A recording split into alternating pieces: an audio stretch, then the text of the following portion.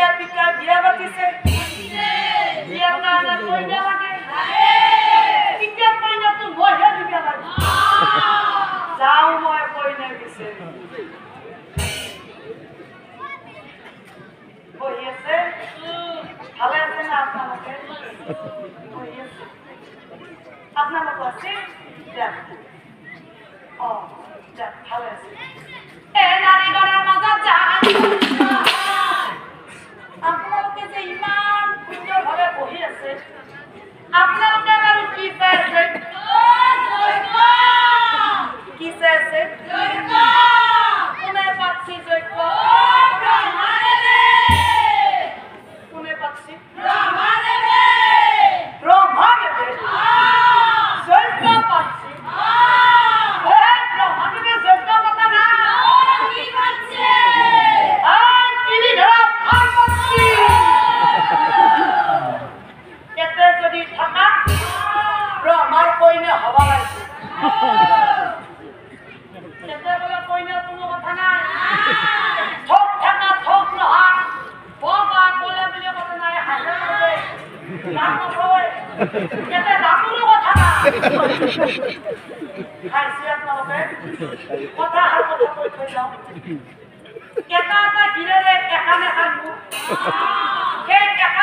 গালি পালি খরচ করবে আমার মাথার মুখে গালি পালি খরচ করবে পাবি সেইকাৰণে মই সময় থাকোতে কথা হাৰ কৰো কেতে যদি থাকা আমাৰ কইনে হল আৰু কৰি নাথা কথাখিনি নাৰীগণৰ মহাভয়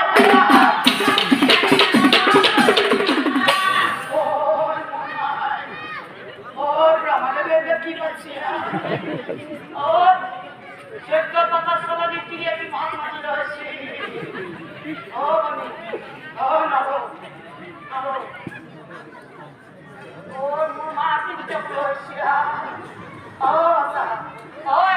যোগ্য নহ এতে বলে কিবা গ্রহণ দিয়া পাচ্ছি আর বলে যে কইনার কোনো কথা নাই ঠক থাকা ঠক নহা ভগা বল চিনি আমি চুহি বিধবা কোনো কথা নাই কথাটো শুনি কিবা পেটা মারে বুকে ধান বানানি বানিয়েছে খাইছে আপনি মোর মানছু ইমান ভাল আজিক লাগি একা হাত ভাঙা করে কথা কই কম কেতিয়াবা যদি অকাল কিবা কোৱা হাতলা একা হাতৰ লগত হ'বলে ব্ৰহ্মা কাকা নহয় পাঁচখান সেই পাঁচখান কেনি বোলে পঢ়ি বেটি বোলে যেতিয়া বোলে খং উঠে একান মুখ মেলি বোলে হিল চুই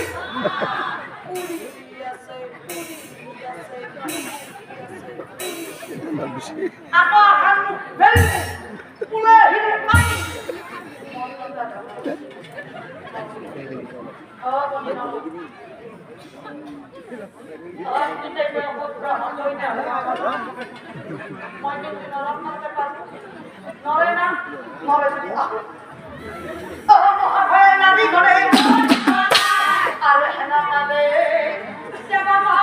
উপস্থিত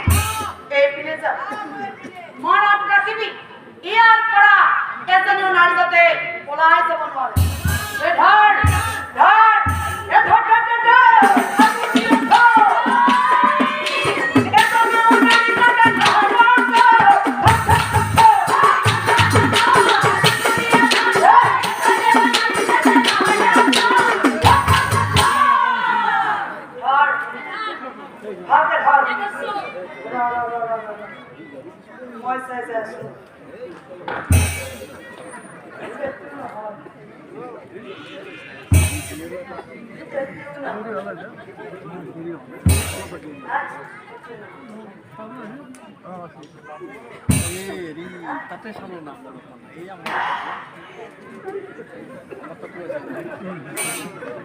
এতিয়া মই মুক্তি নালাগে নাই এইটো নহয়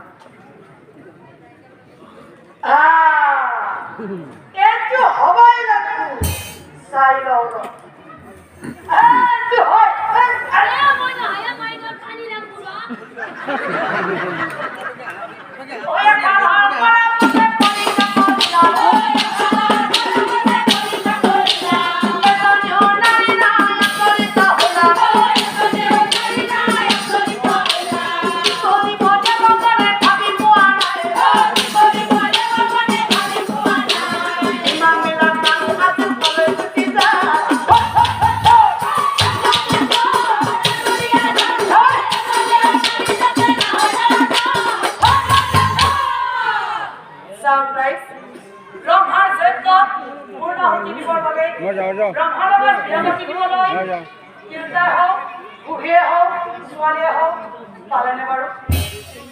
কিন্তু বিধি লিখন যাও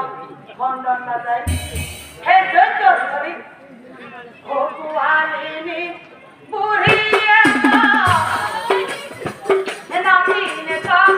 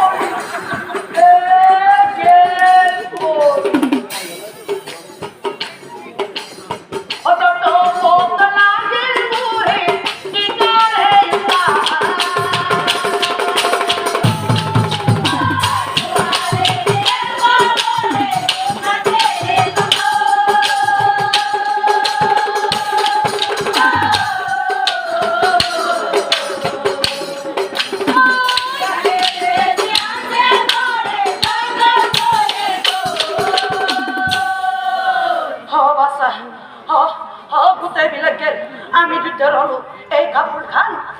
চাপি দিল লত পদ্ম না করবি যে ত্যাগ লাগি না কও এই কাপড় তল পাই কিন্তু উলে নাকি কাপড় চাপি দিয়া নাতি নিকাবা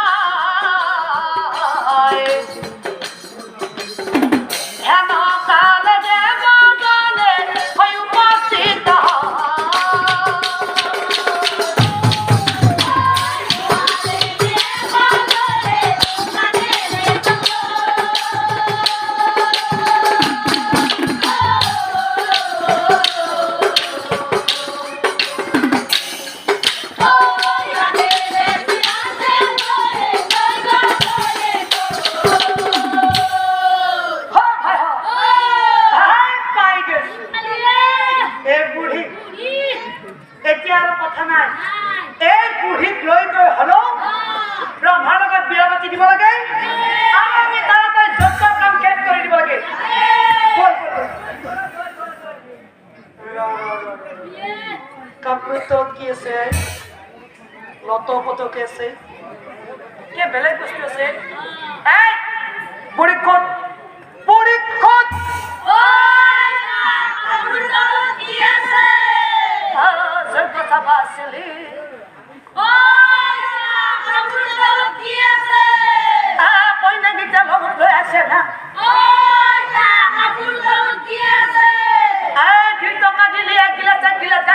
ভাই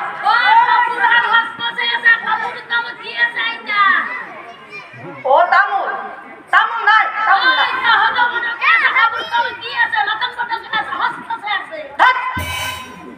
কাপড় তল কি আছে আই হ্যালো যজ্ঞ লগলা গন্ডগোল নাচে তো আহে মোৰ নাচে তো না মদান যিমান নহলো নাচে মৰাম এর বেতন হরাম আনো নাচে মরানো পাবো ও থলুয়াতে কে তুপনি দিল কাপড় চাকি ও বাসাহার ও যজ্ঞ খেকে হল কোথায় আমি দুটোই থাকিনি বাকি ও যায় সোজা ও বাসা ও যাকে যা তার মানে এই বুঢ়ীৰ লগত নাচেও আছে আৰু এতিয়া টোপনি মাৰি আছে টোপনি মাৰি থকা চলিটোই লতৌ পতৌকে থাকিব পাৰে কিবা বেলেগ বস্তু আছে আমি নিজে গুচাই দিম গুচাই দি আছো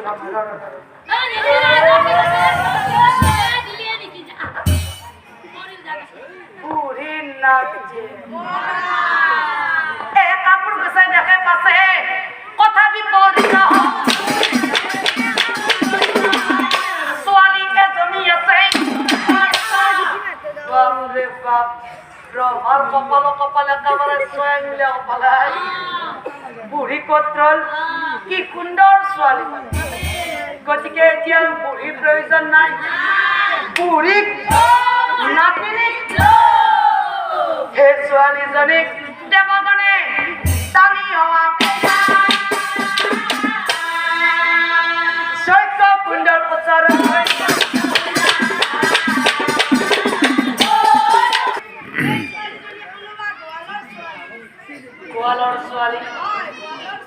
গোৱালৰ ছোৱালীৰ লগত ব্ৰহ্মদেৱৰ বিয়া পাতি দিব নোৱাৰো আৰু তুমি বিয়া পাতি দিব লাগে প্ৰথমে দেৱকন্যা ৰূপেই তুলিব লাগিব আৰু দেৱকন্যা ৰূপে তুলিব লাগিলে প্ৰায়শ্চিত্ত কৰিব লাগিব আৰু প্ৰায়শ্চিত্তৰ বাবে অকণমান গৰুৰ গোবৰ লাগিব যোৱা অকণমান গৰুৰ গোবৰ বিচাৰি আনা সেই গোবৰ বিচাৰি সকলোৱে চাৰিওদিশে কতো অলপ গোবৰ নাই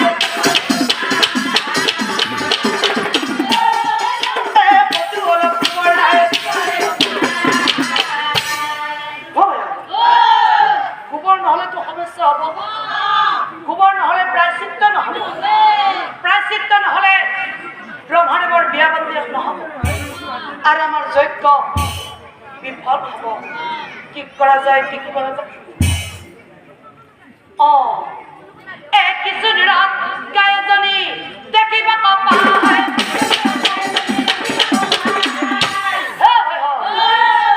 পাই গেছো বল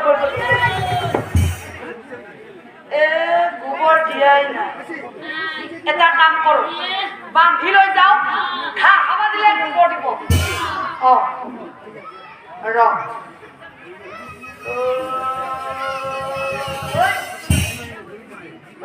নাযায়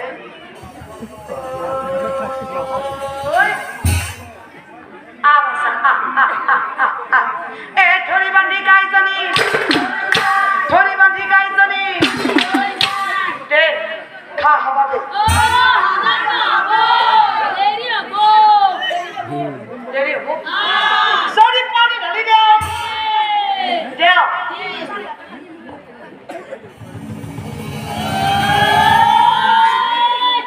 ৰ দিব ৰ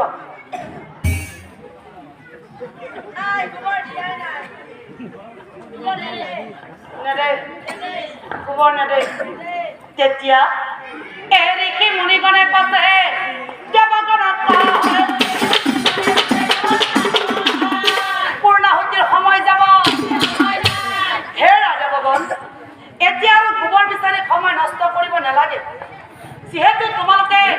গোবৰ নাপাই এই গাইজনী বিয়ালৈ আনিলা আৰু আমিও প্ৰায়শ্চিত্ত কৰিবই লাগিব গতিকে মন্ত্ৰৰ সহায়ত এই ছোৱালীজনীক সৰু কৰি দিম আৰু এই গাইজনীৰ মুখেৰে সোমাই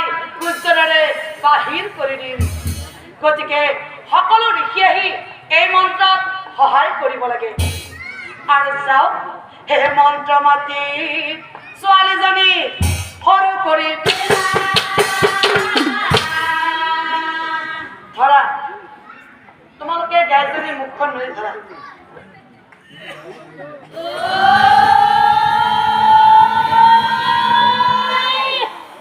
ৰবা ৰবা ৰবা মই দি আছো ৰবা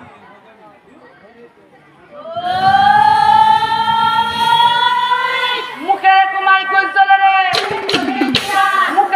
গুলজলেৰে আৰু চাওক গাইজ যেতিয়াই সেই গাইজনীৰ পৰা ছোৱালীজনী ওলাই আহিছিল লগে লগে সকলো দেৱতাৰ মুখত এটাই মাত্ৰ শব্দ উচ্চাৰণ হৈছিল আৰু সেই শব্দটো আছিল হয় গায়ত্ৰী আছিল মনুষ্যৰ ছোৱালী কিন্তু দ্বিতীয়বাৰ সেই গাইজনীৰ পৰা জন্ম হোৱা বাবে সেই মাতৃ গাইজনীৰ নামেৰে নামাকৰণ কৰি ছোৱালীজনীৰ নামটো ৰাখিলে গায়ত্ৰী আৰু এনেকৈয়ে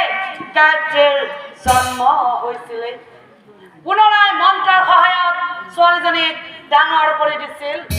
আৰু ব্ৰহ্মাদেৱৰ লগত বিয়া পাতি দিছিল তাৰপিছত ব্ৰহ্মদেৱে হে নকইনাৰ সহিতে ব্ৰহ্মাই পূৰ্ণাহুতি মনে মনে নাৰদ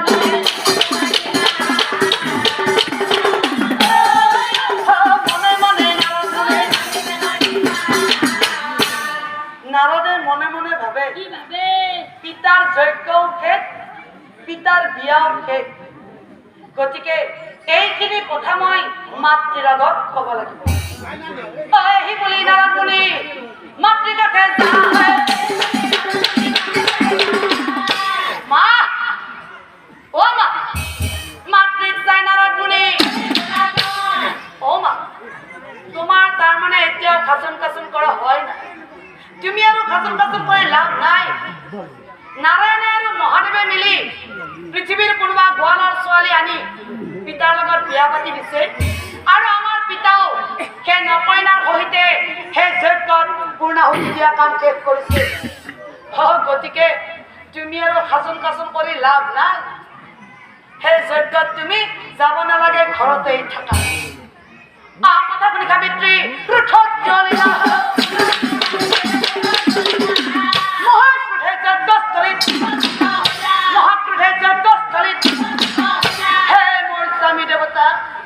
অকণমান সময় তুমি অপেক্ষা কৰিব নোৱাৰিলা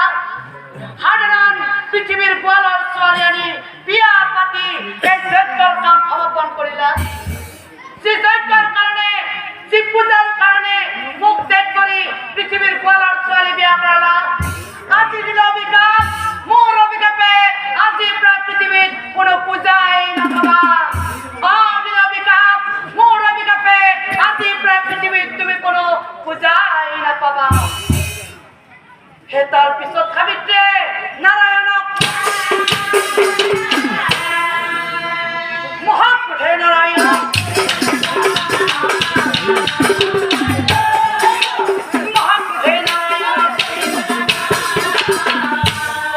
হে প্ৰভু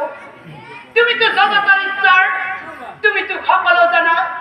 তথাপিতো অকণমান সময় তুমি অপেক্ষা কৰিব নোৱাৰিলা সাধাৰণ পৃথিৱীৰ গোৱালৰ ছোৱালী আনি বিয়া পাতি এই যজ্ঞৰ কাম সমাপন কৰিলা তুমিতো মোৰ স্বামীক এজনী গোৱালনী চপাই দিলা তোমাকো দিল অভিশাপ যেতিয়া দাপৰ যুগত কৃষ্ণ হৈ অৱতাৰ গ্ৰহণ কৰিবা তেতিয়া এজনী নহয় দহজনী নহয় 100জনী নহয় 1000জনী নহয় 16,000 গোৱালনী বিবাহ কৰাই লতি গতি হ'ব লাগিব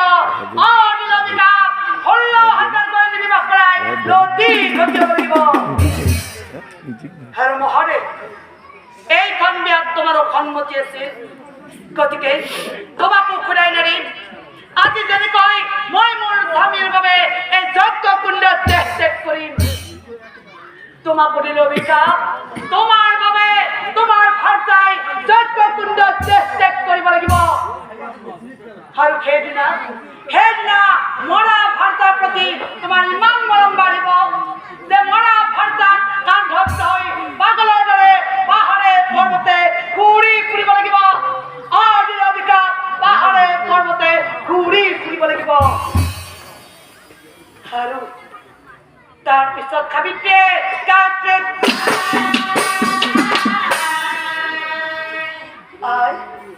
কান্দি কান্দি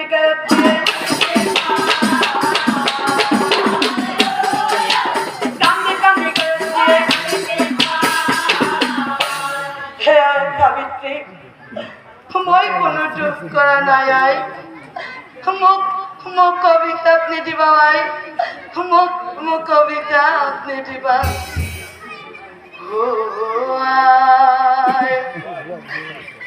সাবিত্ৰী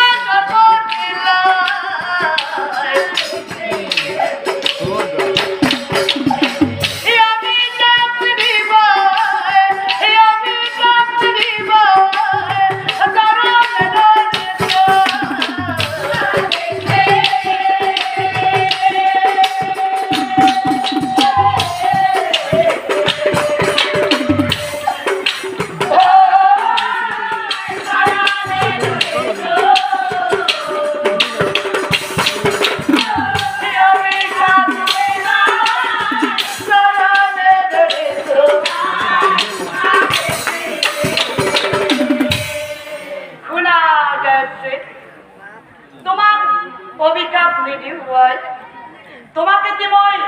বৰ দিলো সকলো দেৱতাক কৈ তোমাক মই ওপৰত থলো আৰু আজি এটি মন্ত্ৰ মই তোমাক প্ৰদান কৰিলো যেতিয়া পৃথিৱীত পূজা পাৰ্বণ যাগ যজ্ঞ আৰম্ভ হ'ব আজি মই প্ৰদান কৰা সেই মন্ত্ৰ জপ কৰিহে পূজা কৰিব পাৰিব যজ্ঞ কৰিব পাৰিব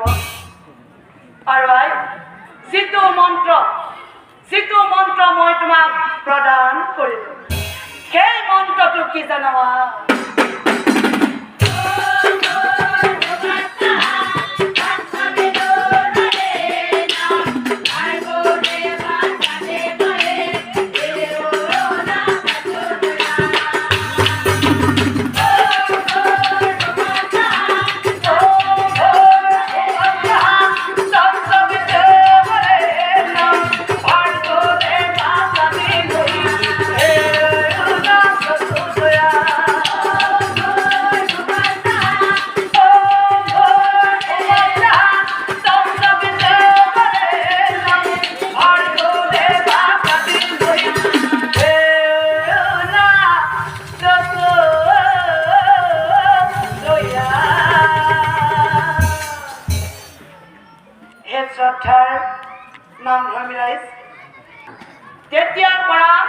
যেতিয়া আমাৰ পৃথিৱীত পূজা হয় বা যজ্ঞ হয় পুৰোহিতজনে গায়ত্ৰী মন্ত্ৰ যপ নকৰাকৈ পূজাও কৰিব নোৱাৰে যজ্ঞও কৰিব নোৱাৰে আৰু সেই তেতিয়াৰ পৰা আজিলৈকে পৃথিৱীত গায়ত্ৰী মন্ত্ৰৰ প্ৰচলন হৈ আহিছে হয় তেতিয়াৰ পৰা আজিলৈকে গায়ত্ৰী মন্ত্ৰৰ প্ৰচলন হৈ আহিছে